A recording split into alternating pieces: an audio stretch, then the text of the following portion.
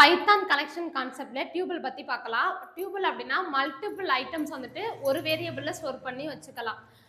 Variable அப்படின்னா காமனா ஒரு வேரியபிளுக்கு ஒரு வேல்யூ தான் அசைன் பண்ண முடியும். டியூபிள்ல மல்டிபிள் வேல்யூஸை ஐட்டம்ஸை வந்துட்டு ஸ்டோர் பண்ணி வச்சுக்கலாம். A tuple is a collection which is ordered and unchangeable. லிஸ்ட்னா ஆர்டரா இருக்கும், சேஞ்சபிள் பண்ணலாம். ஆனா வந்துட்டு டியூபிள்ல வந்துட்டு அன்சேஞ்சபிள். இதனால வந்துட்டு மல்டிபிள் ஐட்டம்ஸ் வந்துட்டு ஒரே தடவை வந்துட்டு ரிப்பீட் ஆகாது. ஓகேவா? Tuples are written within round brackets. இந்த ரவுண்ட் பிராக்கெட்ல வந்துட்டு எழுதுவோம்.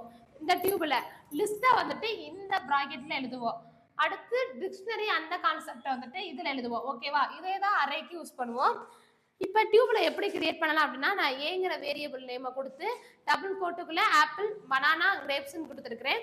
இதை ஏன் டபுள் கோட்டுக்குள்ள கொடுத்துருக்கேன் அப்படின்னா, இது வந்துட்டு ஸ்ட்ரிங். ஓகேவா? ஸ்ட்ரிங்குனால நான் டபுள் கோட்டுக்குள்ள கொடுத்துருக்கேன். இப்போ ஒரு கேரக்டர் அப்படின்னா, சிங்கிள் லெட்டர் அப்படின்னா ஒரு டபுள் கோட் மட்டும் சிங்கிள் கோட்டு கொடுத்துக்கலாம். நம்பர்ஸ் அப்படின்னா இது எதுவுமே தேவையில்லை, டைரக்டா நம்பர் கொடுத்துக்கலாம். இப்போ நான் பிரிண்ட் பண்ணேன் அப்படின்னா ஆப்பிள், பனானா, கிரேப்ஸ் அப்படியே எனக்கு எல்லாமே பிரிண்ட் ஆயிரும்.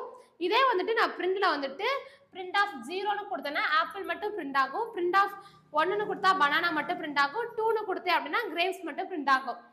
இது எல்லாம் சேர்ந்ததான் டியூபிள்ஸ். ஓகேவா?